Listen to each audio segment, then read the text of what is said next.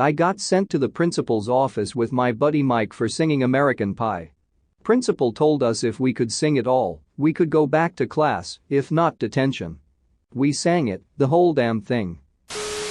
Teachers of Reddit, what is the funniest reason you've had to send someone to the principal's office? What's up, my lesbians?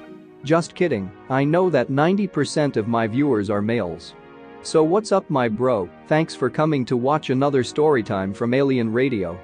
Since you're here, can you please like the video and subscribe? This way you won't miss any more storytimes with your favorite narrator, Andrew. If you do, I'll make sure to send you a waifu body pillow. Anyways, let's get into the stories. Kid dropped a folder full of Xeroxed copies of his hairy ass.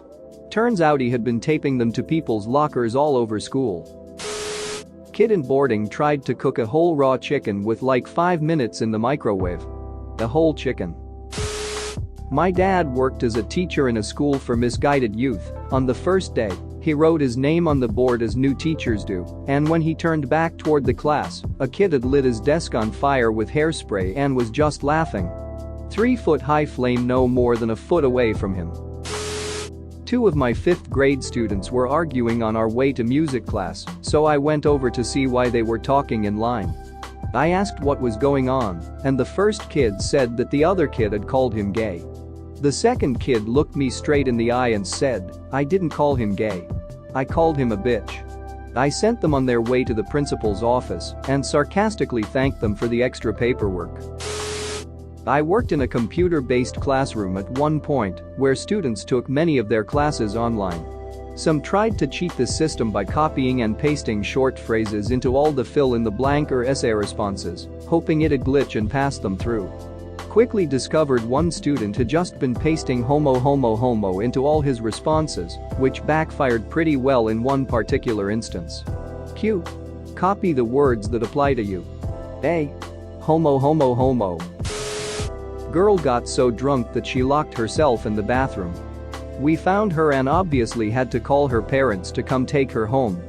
We kept telling her, "Listen, it's your dean and you have to unlock the door." She kept responding in the horrible drunk teenager voice, "No, you listen, I'm your dean." It was very difficult for us to not break down in laughter. Stupid kids. We were doing sketch comedy in 6th grade a few years back, and seeing as it was a nice day we went outside to practice. From across the field I see one of my students very clearly and aggressively trying to put his junk on a prone classmate. When I asked him, he said it was for his sketch and he was playing a character named the Iron Teabag. The best was the follow-up text from my boss saying, I had to Google what teabagging was before I met with the kid. Kid walked into my room. "Mr. Spodson, I got a joke you will love. Is it school appropriate?" "I think so, here it is. Why are Catholics glad Jesus was crucified and not stoned?" "I don't know, why?" "Because now they do this, he makes the sign of the cross. Instead of this, he starts punching himself randomly all over." "Okay, you have to go tell that one to Mr. the Dean." Dean laughs his ass off too and sends him back to class. To this day it is my favorite joke. Not a teacher, but we had an older lady as a science substitute in 8th grade. It was a hot June day and the windows were open. We were on the 2nd floor. My friend told the sub when she walked in the classroom that Jimmy had fallen out the window. When the sub looked out the window she saw Jimmy laying on the ground, contorted, and she passed out. We never got a chance to explain to her that it was joke. He had just laid down on the sidewalk under the window. The 2 boys got suspended and that sub never came back. Edited to add. In New England it's not uncommon to go to school through June, especially if there are a lot of snow days. Teacher ended up fine, just decided she didn't want to put up with us punks anymore. Not a teacher, but a classmate in my drafting class was sent to the dean for 3D rendering a massive dong. My teacher saw it, commended him for his work, and asked him to print it out. He then stapled it to a referral and sent him to the dean. Glorious. For clarification, a referral is bad in this case, and we printed things in 2D back then and liked it. There was a student with autism who lived in a very literal world, we'll call him T. You had to be precise with your words as T could not comprehend slang or figurative language. He had an issue with another student at recess the day prior. It was something minor about a basketball. Basically, T had a basketball and placed it under the goal and walked away. Another student grabbed it, T became angry, and ultimately gave the ball to the other student rather begrudgingly. Apparently, T told his uncle and the uncle's response was, "I'd have made that kid eat a crap sandwich." Well, T made a quick stop by the litter box before coming to school. He also wrote a note to the other kid saying, "I get the ball today, you can have this crap sandwich." It wasn't a gesture he viewed as inappropriate, he actually thought the crap sandwich was a viable option for the other student. I had to send him to the office, but my god did I laugh. Even his mom laughed before apologizing. The principal still has the note in the office 2 years later. Mrs. B, I have a question. I think it might be a dumb question. Sweetie, there's no such thing as a dumb question. My brothers told me this though. So there might be. Fair. What is it? Okay, so you know Michael Jackson, right? He was like kinda old, so I think you'd know about him. Yeah, Han, he was even a thing when my mom was a kid. Wow. But yeah. So you've seen Thriller, right, when they play it around Halloween? Yeah, I love that video. Okay, well my brothers told me that Michael Jackson was really a werewolf and a zombie, and I just wanted to ask.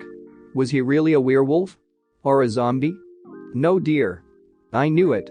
I knew Michael Jackson wasn't a zombie. He's still dead, and they're full of crap. Several students had and gasped, otherwise I never even think I would have sent him to the office. I was about to die laughing. And he wasn't wrong either. I knew his brothers, and they were both consistently full of crap. Edit. Because my inbox is getting overflowed, I feel the need to explain. He was sent to the office for cursing in front of other students. I did not make school policy regarding cursing, but he was 6 years old and at that age saying crap is generally discouraged. His brothers totally were full of crap though. Can I tell you what I did instead of kicking a kid out? I was covering another teacher's class in a computer lab, and we have a program called Net Support that basically allows you to spy on all the kids' computers. It also serves some legit instructional purposes like allowing you to take control of a kid's computer so you can demonstrate things. Only this teacher never used it, so I don't think the kids knew it existed.